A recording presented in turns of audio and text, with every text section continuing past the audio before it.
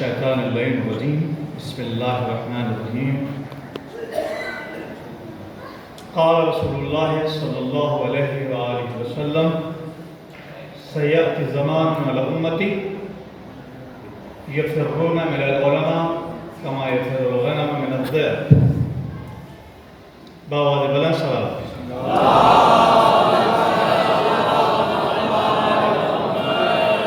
عزیزان گرامی، آج کا یہ جشن شان مرجعیت جس کی وجہ سے اسلام باقی ہے، ہم باقی ہیں، آپ باقی ہیں، یہ پہلی مرتبہ اس شہر کلکتہ میں منعقد ہو رہا ہے۔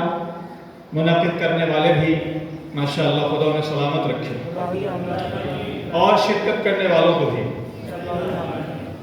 آپ غور کریں ذرا کہ یہ آج کا پروگرام کیا ایسی ہونا چاہیے تھا جیسے ہو رہا؟ خوش سوچنا چاہیے آدمی کو کہ ہم جس کے لیے اپنی جان مال سب کچھ قربان کرنے کے لیے تیار ہیں۔ فتویٰ آیا تھا ناچار کے سلسلے میں، ابھی 2-3 سال پہلے کی بات ہے۔ کس کا؟ آغا سستانی کا۔ تو سب نے مانا کہ نہیں مانا؟ یہ ابھی داعش کے خلاف فتویٰ آیا آغا سستانی کا، جو عراق کے لیے خاص طور سے تھا۔ سب نے مانا کہ نہیں مانا؟ جب آپ جیسے امام کی آواز میں لبیک کہتے ہیں، ویسے ہی مجتہد جس کو کہتے ہیں نائب امام۔ نائب امام کا مطلب جو حیثیت امام کی ہے وہی حیثیت نائب امام کی ہے۔ مالہ یعنی آپ غور کریں کہ علماء کرام تشریف فرما ہے، جو حیثیت امام کی صرف عصمت کا فرق ہے، ورنہ حکم کے اعتبار سے جو حیثیت امام کی ہے وہ حیثیت نائب امام کی ہے۔ وہ اگر کہہ دیں تو آپ کو اس کا حکم ماننا واجب ہے۔ آپ یہ سوچیں کہ ہم شہر کلکتہ میں بہترین جہاں ہزاروں کی تعداد میں خالیہ شیعہ رہتے ہیں، لیکن شان مرضیت آپ گفتگو کرنے لگے اگر مرضیت کے سلسلے میں، تو جن کو پڑھنا لکھنا بھی نہیں آتا، بقول مرزا محمد اطہر صاحب قبلہ کے کہ جن کو تحفۃ العوام صحیح سے پڑھنا نہیں آتی ہے، وہ افراد مرضیت کے اوپر انگلی اٹھاتے ہیں اور مرضیت کے خلاف بولتے ہیں۔ پہلے اپنے آپ کو دیکھیں، اس کے بعد مرضی کی حیثیت کو پہچانے۔ صلاۃ کیجیے محمد عزیزان گرامی، میں نے جس حدیث کی تلاوت کا شرف حاصل کیا ہے، تو مجھے بحث نہیں کن لوگوں نے شرکت کی ہے کن لوگوں نے شرکت نہیں کی ہے۔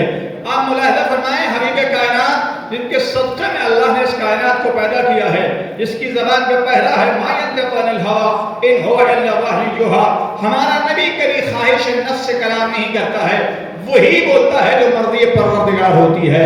یعنی اللہ کی طرف سے جو حکم ہوتا ہے اسی حکم کے تحت ہمارا نبی خطاب کرتا ہے، ہمارا نبی بولتا ہے۔ وہی نبی آنے والی امت کے متعلق پیشین گوئی کرتے ہوئے ارشاد فرماتے ہیں کہ سیأتی زمان علی امتی، میری امت پہ ایک زمانہ ایسا آئے گا یفرون من العلماء کما یفر الغنم من الذئب، عوام لوگ امت والے نبی کا کلمہ پڑھنے والے علماء سے ایسے بھاگیں گے جیسے بھیڑ شیر سے بھاگتی ہے، بھیڑیے سے بھاگتی ہے، علماء سے لوگ بھاگیں گے۔ آپ اور کیجئے گا، اس میں نقصان کس کا ہوگا؟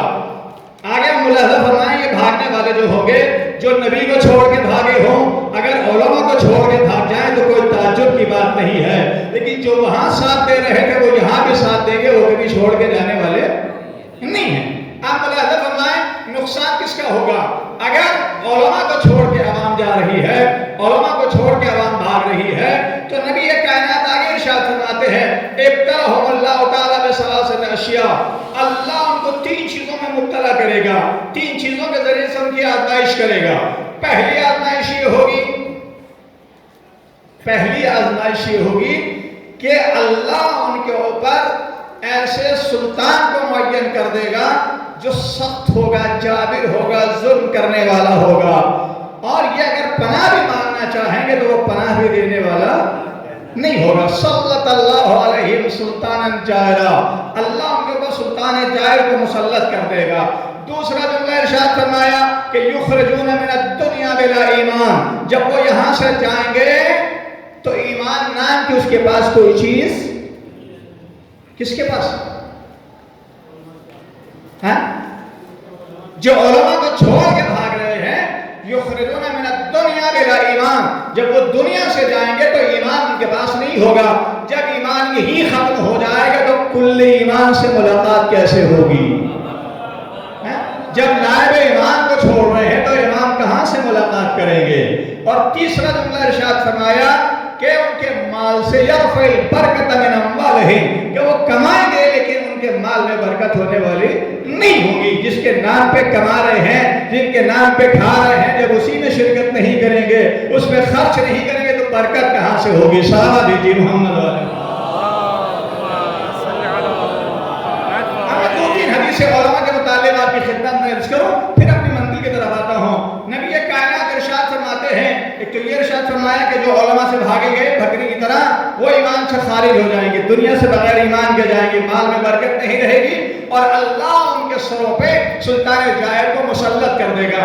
علماء کی شان کے متعلق ارشاد فرماتے ہیں، النظر الی وجہ العالم عبادت، عالم کے چہرے کی طرف دیکھنا عبادت ہے۔ اس کے بعد ارشاد فرمایا، من زار العلماء فقد زارنی، جو علماء کی زیارت کرتا ہے، علماء کا دیدار کرتا ہے، نبی کائنات فرماتے ہیں کہ وہ عالم کا دیدار نہیں کر رہا ہے بلکہ میرا دیدار کر رہا ہے۔ اس کے بعد ارشاد فرمایا، من جالس العلماء فقد جالسنی، جو علماء کے ساتھ ہم نشینی کرتا ہے، جو عالموں کے ساتھ بیٹھتا ہے، من جالسنی، وہ میرے ساتھ بیٹھ رہا ہے، فکأنما جالسنی ربی، اور جو میرے ساتھ بیٹھ رہا ہے گویا اپنے رب کے ساتھ بیٹھ رہا ہے، اپنے رب کے ساتھ گفتگو کر رہا ہے۔ یعنی عالم کے ساتھ، عالم کے ساتھ بیٹھنا نہیں ہے بلکہ حبیب کائنات کے ساتھ بیٹھنا ہے اور خلاق کائنات کے ساتھ بیٹھنا ہے۔ آپ سوچیے ذرا۔ اس کے بعد مولا فرماتے ہیں، اذا رأیت عالما فتکن لہ خادما، جب کسی عالم کو دیکھو تو اس کے ساتھ اس طریقے سے پیش آؤ کہ گویا اس کے تم خادم ہو۔ لیکن ہمارا عالم کیا ہے؟ اگر کسی عالم کو ہم دیکھ لیتے ہیں تو جب تک نکتہ چینی اس کے اوپر نہ کر لے، جب تک ہمیں سکون نہیں ملتا ہے کہ یہ کھا رہا ہے، یہ کیسے کر رہا ہے، یہ کیسے زندگی گزار رہا ہے، پھر اس کا موازنہ کرنے لگتے ہیں۔ میں ایک حدیث آپ کی خدمت ناز کروں جس سے عالم اور عابد کی حیثیت کو آپ پہچان لیں گے۔ ہم یہ سمجھتے ہیں کہ ہم نمازیں بہت پڑھ رہے ہیں تو ہمارے لیے کافی ہے، ہم روزہ بہت رکھ رہے ہیں تو ہمارے لیے کافی ہے۔ ٹھیک ہے، آپ کے لیے کافی ہو سکتا ہے لیکن آپ دوسروں کے لیے کافی نہیں ہو سکتے ہیں۔ عالم کی حیثیت پہچانیے۔ چھٹے امام صادق علیہ السلام ارشاد فرماتے ہیں کہ جب قیامت کا میدان ہوگا، توجہ چاہتا ہوں، جب قیامت کا میدان ہوگا تو عالم کو ملایا جائے گا، عابد ملایا جائے گا، عابد اور عالم دونوں آئیں گے، میدان حساب و کتاب میں کھڑے ہوں گے۔ روایت کے جملے یہ ہے، علماء کرام تشریف فرما ہے، روایت کے جملے یہ ہے کہ عالم سے کہا جائے گا انطلق الی الجنہ، سیدھے سیدھے جنت میں چلے جاؤ۔ عابد سے کہا جائے گا سیدھے سیدھے جنت میں چلے جاؤ۔ عالم سے کہا جائے گا قف، ٹھہرو، قف، ٹھہرو، عالم سے کہا جائے گا۔ اب یہاں جو علماء مخالف ہیں وہ کہتے ہیں کہ عالم کو کیوں ٹھہرایا جائے گا؟ کہا یتیموں کا مال کھا کے آیا ہے، بیواؤں کا مال کھا کے آیا ہے، ادھر ادھر کا لوٹ کے کھا کے آیا ہے۔ نہیں، آدھی روایت سنتے ہیں، آدھی چھوڑ دیتے ہیں۔ جیسے قرآن مجید کہتا ہے جو نماز نہیں پڑھتے ہیں، وہ کہتے ہیں قرآن میں لکھا ہے کہ نماز نہ پڑھو۔ کہاں لکھا ہے؟ لا تقربوا الصلاۃ، توجہ، لا تقربوا الصلاۃ، نماز کے قریب نہ جاؤ۔ کن لوگوں سے کہا گیا نماز کے قریب نہ جاؤ؟ وانتم سکارا، جب تم نشے کے عالم میں ہو اس وقت نماز کے قریب نہ جاؤ۔ توجہ، یہ قرآن کہہ رہا ہے کہ جب نشے کے عالم میں ہو اس وقت نماز کے قریب نہ جاؤ۔ یہاں میں اپنے جملہ کہنا چاہتا ہوں، اس کا مطلب یہ ہے کہ جو نماز نہیں پڑھتے ہیں، صلوات دیجیے محمد علیہ، اس کا مطلب یہ ہے کہ جو نماز نہیں پڑھتے ہیں وہ نشے کے عالم میں رہتے ہیں۔ تو وہاں کہا جائے گا قف، عالم سے کہا جائے گا قف، ٹھہرو۔ کیوں ٹھہرو؟ آدھی روایت سوچی، آدھی اپنے مطلب کا لے لیا، آگے آدھی روایت کو چھوڑ دیا۔ امام فرماتے کیوں ٹھہرایا جائے گا عالم کو؟ کہا عالم کو اس لیے ٹھہرایا جائے گا تشفع للناس لحسن تعلیم لهم، شفاعت کرو ان لوگوں کی جن کو تم نے مذہب سکھایا ہے، جن کو تم نے دین سکھایا ہے، جن کو تم نے تہذیب سکھائی ہے، جن کو تم نے اسلام سکھایا ہے، ان لوگوں کی شفاعت کرو۔ اس کا مطلب یہ ہے کہ شفاعت کا حق خالی اہل بیت کو نہیں ہے، انبیاء کو نہیں ہے، بلکہ علماء اسلام کو بھی شفاعت کا حق حاصل ہے۔ یہ میں نہیں کہہ رہا ہوں، چھٹے امام فرماتے ہیں تشفع للناس بحسن تعلیم لهم، شفاعت کرو ان لوگوں کی جن کو تم نے مذہب سکھایا ہے۔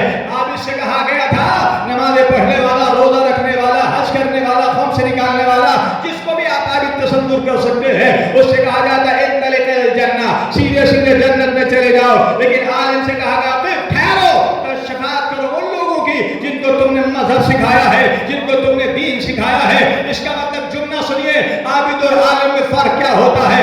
عابد عبادت کر کے جنت میں جا تو سکتا ہے لیکن لے جا نہیں سکتا. عالم اس کو کہتے ہیں جو خود بھی جنت میں جاتا ہے، ساتھ والوں کو لے کے جاتا ہے. دعوت بلند صلوات ہے. پھر حبیب کائنات ارشاد فرماتے ہیں اتبعوا العلماء، علماء کا اتباع کرو. کیوں؟ فإنہم سراج الدنیا، اس لیے کہ دنیا کا چراغ ہے، ومصباح الآخرہ، اور آخرت کا چراغ ہے. یعنی دنیا میں بھی علماء چراغ ہیں اور آخرت میں بھی علماء چراغ ہیں. مطلب کیا ہے؟ یعنی یہاں بھی روشنی پھیلائیں گے، وہاں بھی روشنی پھیلائیں گے. لہذا اتبعوا العلماء، اس لیے کہا امام نے کہ علماء کا اتباع کرو. یعنی اگر روشنی میں رہنا چاہتے ہو، اندھیرے سے نکلنا چاہتے ہو، ظلمات سے نکلنا چاہتے ہو، تو علماء کے اوپر اعتراض نہ کرو، بلکہ علماء کی قدر کرو. علماء کو پہچانو کہ عالم کس کو کہتے ہیں، جو یہاں بھی روشن ہوتا ہے وہاں بھی روشن ہوتا ہے. خالی ایسے نہیں ہے بلکہ اپنا آپ روشن ہو، بلکہ اپنے ساتھ والوں کو بھی روشن کر دیتا ہے، منور کر دیتا ہے. اس کے بعد ارشاد فرماتے ہیں الفقہاء امناء الرسل. فقہاء یعنی علماء وہ ہیں جو رسولوں کے امین. غور کیجئے گا آپ ذرا، ما لم يدخل فی الدنیا، لیکن شرط لگائیے جب تک یہ علماء دنیا میں داخل نہ ہو اس وقت تک کس کے امین ہیں؟ رسولوں کے امین ہیں. قیل یا رسول اللہ، کہا گیا اے حبیب کائنات ما دخولهم فی الدنیا، ان کا دنیا میں داخل ہونے سے مطلب کیا ہے؟ جو آپ ارشاد فرماتے ہیں کہ علماء رسولوں کے امین ہیں، اس وقت تک یہ امین ہیں جب تک دنیا میں داخل نہ ہوئے ہو. تو اس سے آپ کا مطلب کیا ہے؟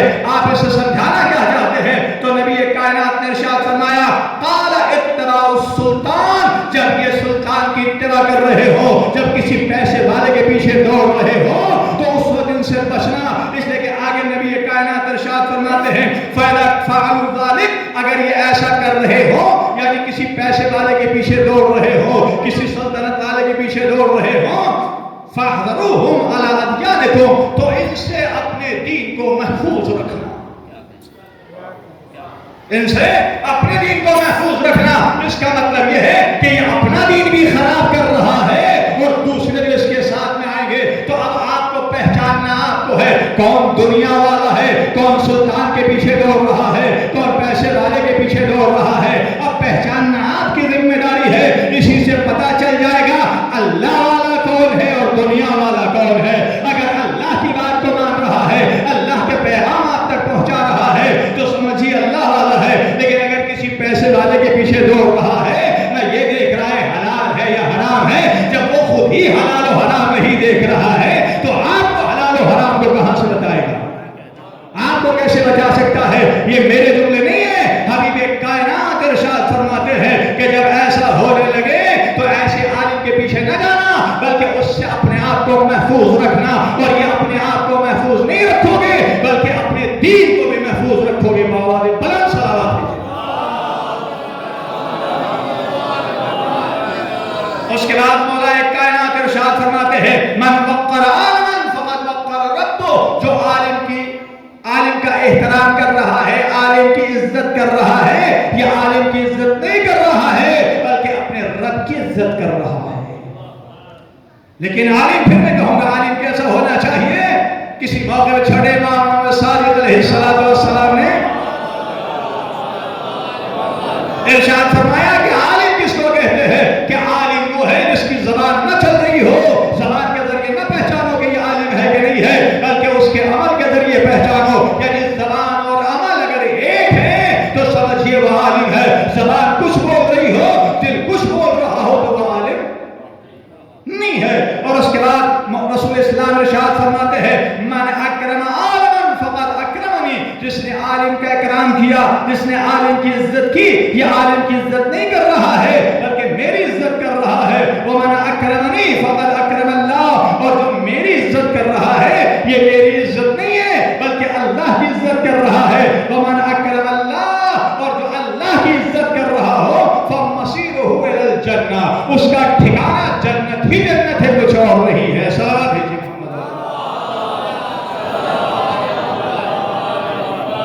اور عزیزان گرامی یہ چونکہ مرجعیت کے سلسلے میں جشن ہے علماء کرام کے سلسلے میں کہ ہمارے پاس کیسے کیسے نایاب ہیرے موجود ہیں.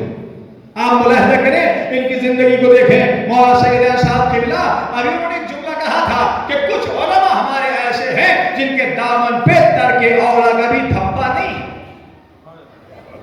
آپ غور کیجیے گا علماء کچھ ایسے ہیں. اور میں ابھی مجلس پڑھنے سے پہلے آیا تھا تو وہاں میں نے ایک جملہ نقل کیا تھا آپ کی مجلس میں. غور کیجیے گا کسی شخص نے آ کے سوال کیا کسی بزرگ عالم دین سے کہ حضور یہ بتائیں کبھی آپ نے گناہ کیا ہے؟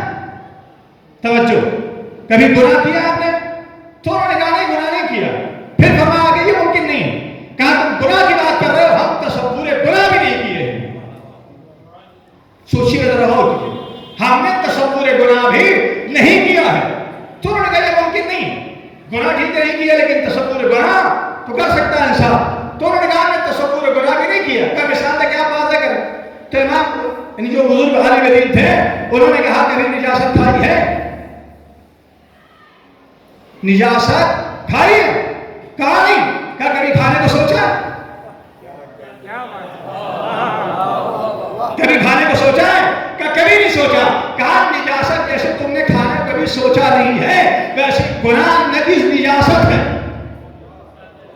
گناہ نجاست ہے, ہم نے تصور بھی نہیں کیا ہے کہ ہم گناہ کریں. تو جہاں ایسے ایسے علماء ہمارے پاس موجود ہوں ہم کو کیسا ہونا چاہیے؟ صلوات بھیجیے محمد والے. عزیزان گرامی مولانا سید احمد صاحب قبلہ تقریر کے سلسلے میں گفتگو کر رہے تھے.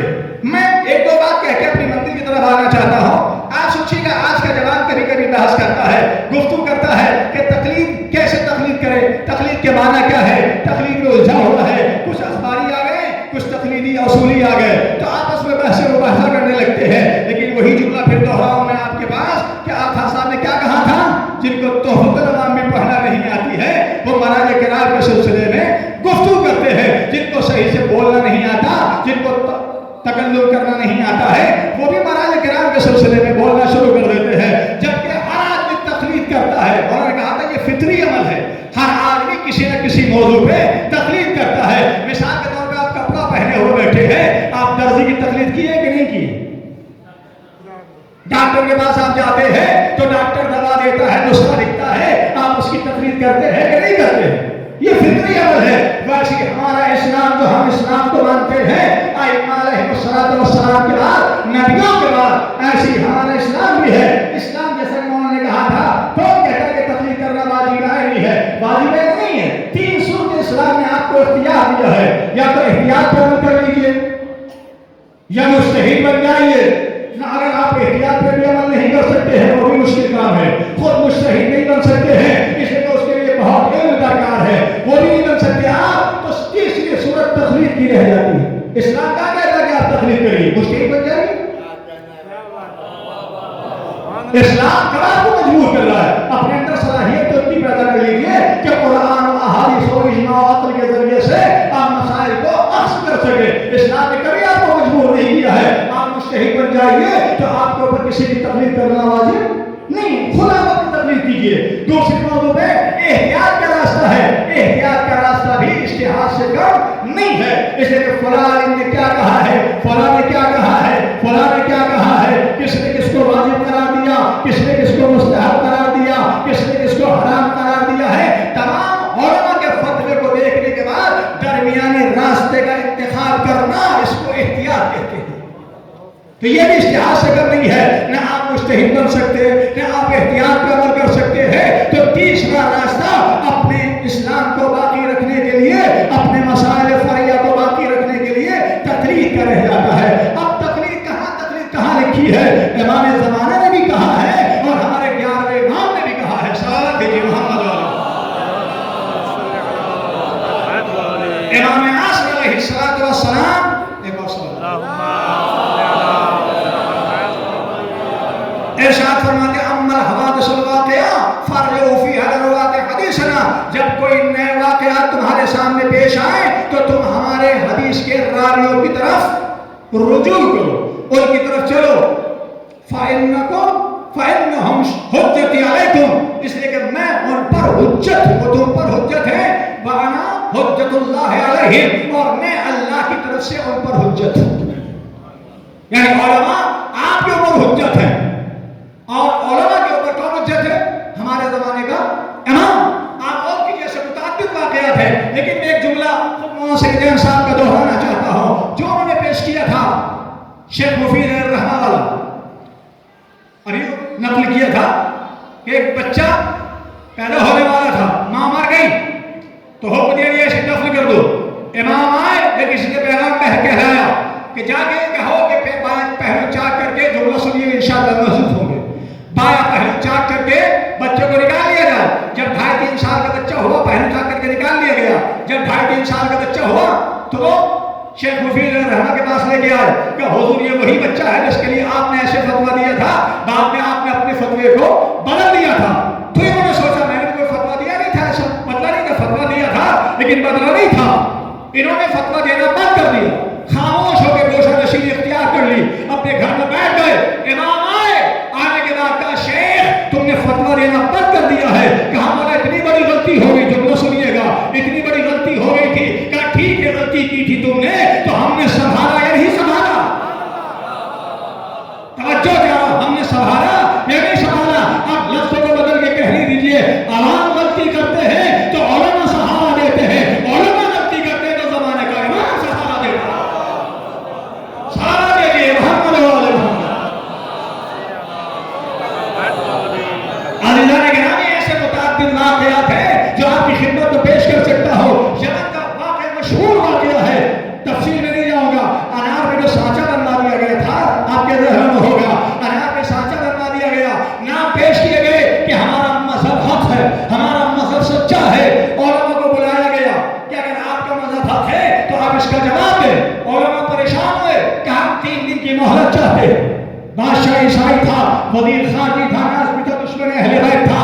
ہمارے علماء پہنچے دربار میں کہ ہم 3 دن کی مہلت چاہتے ہیں. 3 دن کی مہلت مانگی. اس میں جو علماء بزرگ علماء تھے متقی پرہیزگار ان کو اکٹھا کیا گیا. وہ پہنچے اللہ کی بارگاہ میں، امام کی بارگاہ میں فریاد کرتے رہے، امام نہیں آئے. دوسرے دن اور کم کیا، جو متقی پرہیزگار تھے ان کو منتخب کیا. پھر وہ پہنچے امام کی بارگاہ میں التجا کرتے رہے لیکن امام نہیں آئے.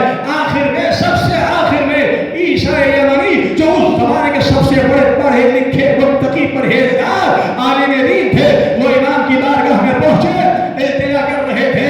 امام آئے، آنے کے بعد پورا واقعہ تفصیل سے بتایا کہ اس نے سانچہ بنوایا ہے. جب تم جانا تو بادشاہ سے کہنا کہ بادشاہ سلامت اس نے سانچہ بنوایا ہے جو فلاں کمرے میں فلاں صندوق میں رکھا ہوا ہے. آگے آگے ہم جائیں گے، پیچھے پیچھے وزیر جائے. توجہ، پورا امام نے واقعہ سمجھا دیا. اب وہی ہوا جب اس نے آگے عیسیٰ یمنی نے آنے کے بعد کہا کہ حضور اس نے سانچے بنوائے تھے، ہم آپ کے ساتھ میں چلنا چاہتے ہیں. تو آگے آگے عیسیٰ ایسے جا رہے تھے جیسے پہلے سے اس گھر میں رہے ہوں. کیوں؟ جیسے کہ بتایا کس نے تھا؟ ہمارے زمانے کے امام نے. جانے کے بعد صندوق کھلوایا، صندوق کھلوانے کے بعد وہ سانچے دکھائے. اب یہاں میں ایک جملہ آپ کی خدمت پر کرنا چاہتا ہوں، آپ غور کریں، سوچیں ذرا. ساری گفتگو جب امام نے عیسیٰ یمنی کو سمجھا دی تو یہ ہاتھوں کو جوڑ کے کہتا ہے مولا 3 دن سے ہم فریاد کر رہے تھے، آپ تیسرے دن کیوں آئے ہیں؟ امام اس کو کہتے ہیں جو ہر موقع میں مدد کرتا ہے. امام نے جواب دیا تم نے 3 دن کی مہلت ہی کیا مانگی تھی، 3 دن کی مہلت ہی کیا مانگی تھی. اس لیے کہ امام دین کا ذمہ دار ہوتا ہے. اگر 1 گھنٹے کی مہلت مانگے ہوتے تو ہم وہیں آتے اور آپ کی مدد کرتے. صلوات بھیجیے محمد. امام کی ذمہ داری ہے کہ ہماری مدد کرے، علماء کی مدد کرے، علماء کو پہچانائے. تو امام فرماتے ہیں کہ جب کوئی نئے واقعات آئے تو ہمارے مراجع کی طرف، ہمارے حدیثوں کی روایت کرنے والوں کی طرف تم کو چاہیے کہ رجوع کرو. اور اس کے بعد خود امام حسن عسکری علیہ الصلوۃ والسلام ارشاد فرماتے ہیں کان من الفقہاء، فقہاؤں میں سے کوئی فقیہ من کان صائرا لنفسہ، اپنے نفس کی حفاظت کرنے والا ہو، مخالفا لہوا، خواہش نفس کی مخالفت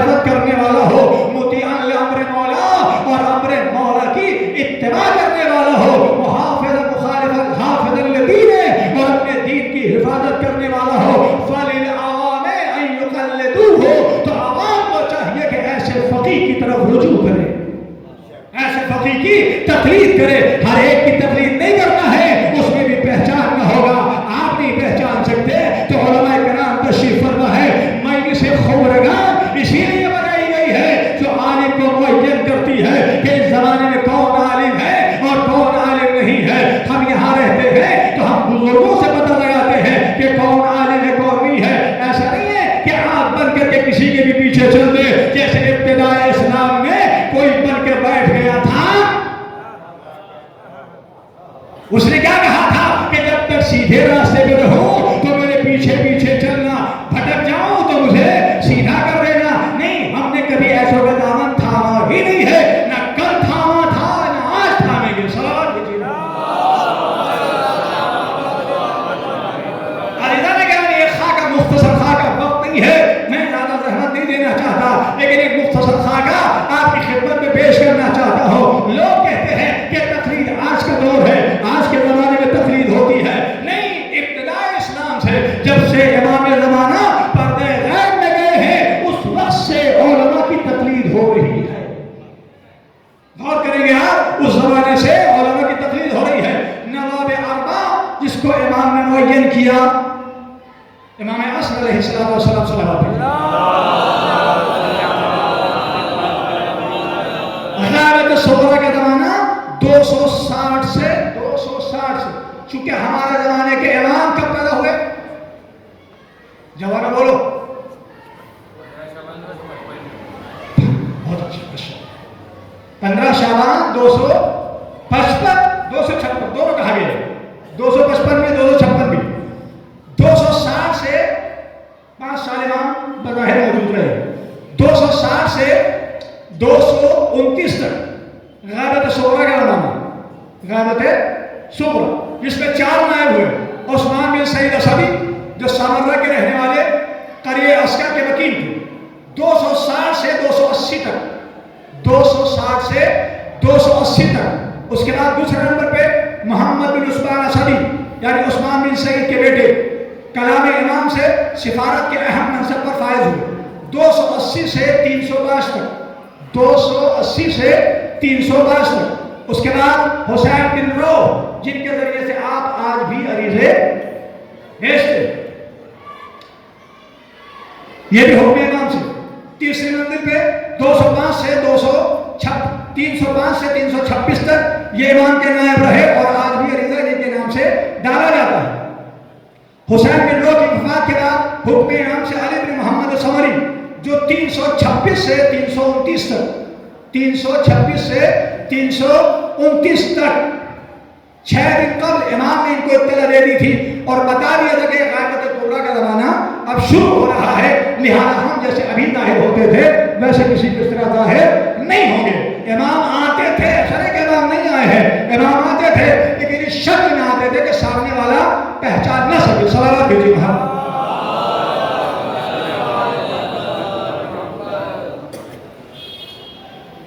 اس کے بعد آپ سوچی طرح غور کریں، یہ 329 کے بعد چوتھی صدی شروع ہوتی ہے، تو چوتھی صدی میں آیت اللہ ابن عقیل، آیت اللہ ابن ولید، احمد شیبانی، ابن قلوی، ابن داؤد وغیرہ شیخ صدوق علیہ الرحمہ جو بزرگ پہاڑ کے مانند عالم تھے، یہ چوتھی صدی کے عالموں میں ہے۔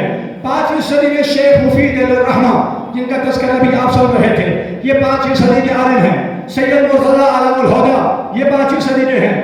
آیت اللہ حلبی، آیت اللہ شیخ توسی، آیت اللہ سلاب، آیت اللہ جعفری یہ 5ویں صدی کے ہیں۔ 6ویں صدی میں شیخ مفید ثانی، متکلم راضی، حسین راوندی، ابن زہرا، توسی مشہدی۔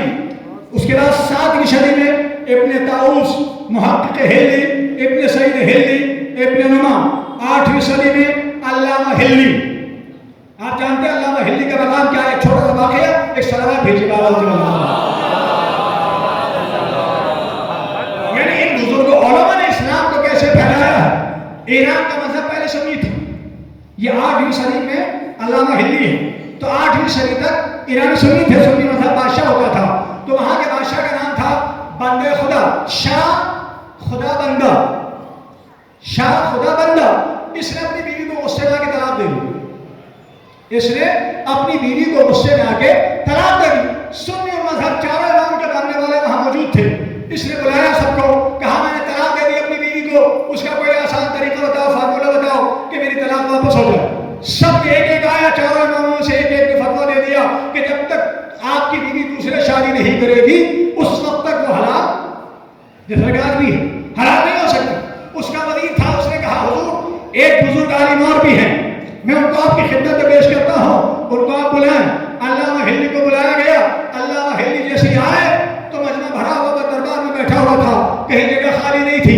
انہوں نے اپنی جوتیاں اٹھائیں اور جوتیاں بغل میں دبا کے بادشاہ کے پاس تخت پہ جا کے بیٹھ گئے, اور انہوں نے شور مچانا شروع کر دیا, یہ کیسا پاگل آدمی آیا ہے جس کو آداب محفل بھی نہیں معلوم ہے, آداب بھی نہیں معلوم ہے, کیسے بیٹھنا چاہیے, کیسے ملنا چاہیے, کیسے جانا چاہیے. توجہ کریں گے آپ ذرا. جا کے بادشاہ کے پاس بیٹھ گئے تو بادشاہ نے فوراً سوال کیے, سلامات بھیجیں محمد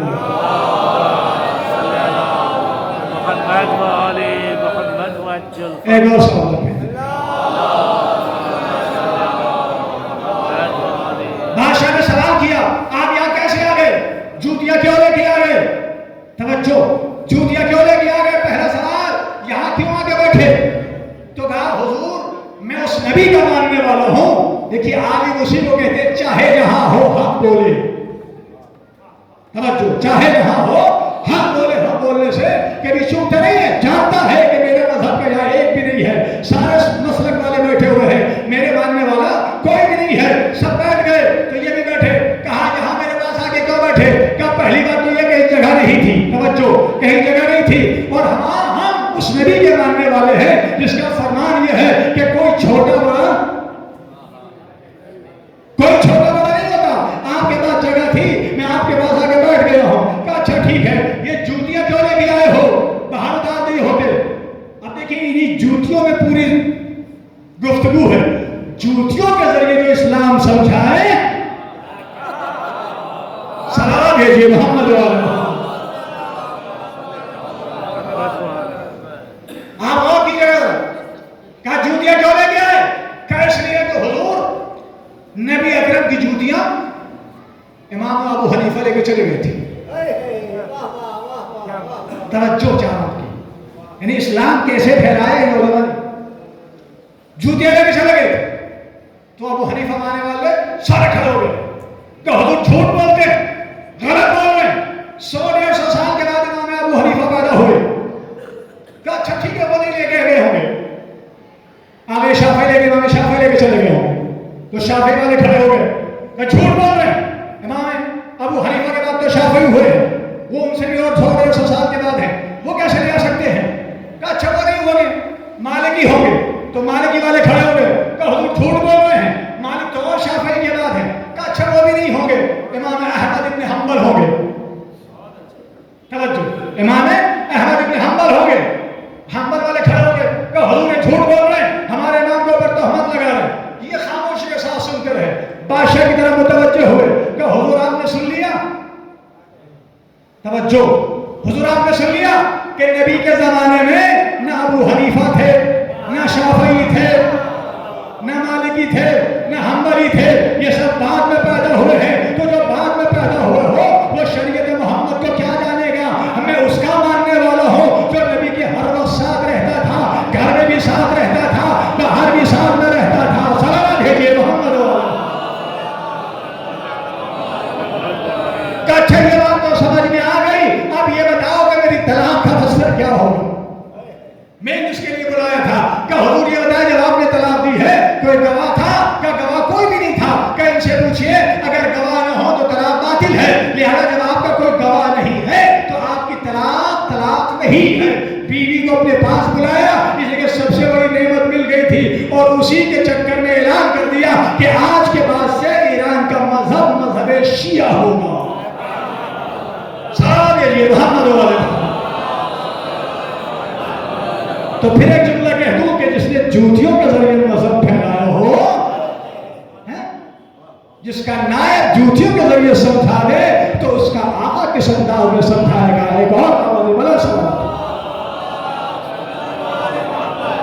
تو 8ویں صدی میں علامہ ہلی ہے, حمیدی ہے, قطب الدین رازی ہے, فخر المحققین ہے, شہید اول یہ بھی 8ویں صدی کے. یاد کرے اپنے علماء کی تاریخ کو.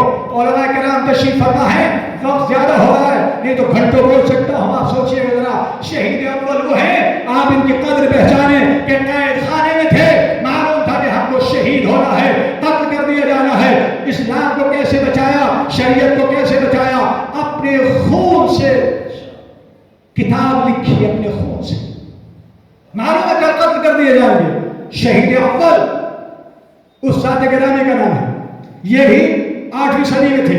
9ویں صدی میں فاضل مقداد ابن فہد ہندی, 10ویں صدی میں شیخ الاسلام جزائری ارج حسینی, عامل شامی, عامل میسی, محقق ثانی کرکی, شہید ثانی صالح حسینی, مقدس اردبیلی, جن کے واقعات آپ سب جانتے ہیں کہ مقدس اردبیلی کس ذات گرامی کا نام ہے اور ان کے تقدس کا عالم کیا تھا. ابھی آپ سیدنا صاحب قبلہ سے خطاب فرمانے سن رہے تھے کہ امام کے روزے میں جاتے تھے مسائل معلوم کرنے کے لیے.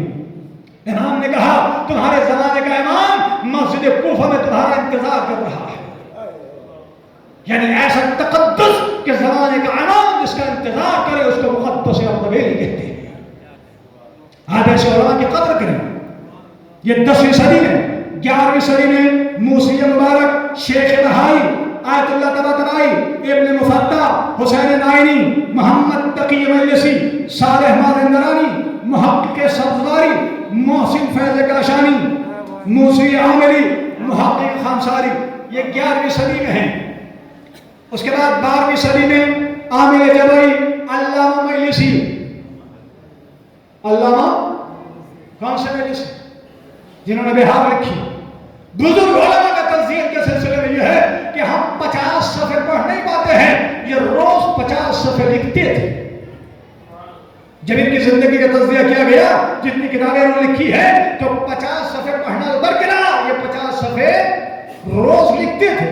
علامہ مجلسی, جمال خانساری, فاضل مشہدی, صاحب ہدایت, موسی جزائری. 13ویں صدی میں وحید بہانی, احمد عراقی, بحر العلوم طباطبائی, کاشف الغطا, مرزا قمی, مجاہد طباطبائی, شریف العلماء, موسوی قزوینی, اور صاحب جواہر واعظ اصفہانی, شیخ مرتضی انصاری, جو علم کا بہار ہے. بزرگ علماء جانتے ہیں, وقت نہیں ہے اگر میں گفتگو کرتا. 14ویں صدی میں حجت طباطبائی, مرزا شیراوی, آیت اللہ نامخانی, محمد حسین نائینی, عبد الکریم حائری, ضیاء الدین عراقی, ابو الحسن اصفہانی, سید حسین طباطبائی, محمد حسین, آل کاشف الغطا, سید المحسن الحکیم. نہیں دیکھا ہوگا تو نام تو سنا ہوگا, جو آیت اللہ حکیم محسن آغا خوئی سے پہلے مرجع وقت تھے. بہت سے بزرگ ہمارے ایسے بھی ہوں گے جنہوں نے ان کی تقلید کی ہوگی. صلوات کیجیے محمد. اور 14ویں صدی میں سید ابوالقاسم خوئی, روح اللہ الخمینی, باقر صدر, اس کے علاوہ اور بہت سے کچھ شہید ہیں جو 14ویں صدی میں ہیں. یہ صدی کون سی چل رہی ہے؟ 15ویں ہے. 14 تک آیا کہ نہیں آیا؟ یہ مراجع کرام کا سلسلہ, یہ آپ کے بزرگ علماء کا سلسلہ, جو یہ کہتے ہیں کہ تقلید نہیں تھی, اخباریت کا سلسلہ تھا. تو جیسے میں نے علماء کا سلسلہ بیان کیا ہے, وہ اپنی اخباریت کا سلسلہ بیان کر دیں. صلوات بھیجیے محمد و محمد. 15ویں صدی میں محمد رضا گل پیگانی, محمد علی عراقی اور سستانی, جن کے آپ سب ماشاءاللہ مخلد ہیں. اگر فتووں کو سمجھنا ہو, ان کی قوت کو سمجھنا ہو, تو آواز میں تدم ہوتا ہے کہ بڑے بڑے بھی ان سے گھبرا جاتے ہیں. داعش کے خلاف فتوہ دیا تو عراق سے داعش مٹ گئی, پتہ ہی نہیں چلا. سید علی خامنائی, جن کو دنیا پہچانتی ہے, ناصر مکارم شیرازی, وحید خراسانی, سید الحکیم, بشیر حسین نجفی, فیاض حسین نجفی. اس کے علاوہ اور بھی بزرگ علماء ہیں جن کی آج بھی زمانے میں تقلید ہو رہی ہے. دعا کرتا ہوں آخر میں کہ پروردگار ان مراجع کرام کو سلامت رکھے جو اس وقت موجود ہے, اور ہمیں کی زندگی میں نمونہ بننے کی توفیق عطا فرمائے. ہمارے جوانوں کو مذہب اسلام سمجھنے اور اس پر چلنے کی توفیق عطا فرمائے. والسلام علیکم ورحمۃ اللہ. اللہ وبرکاتہ.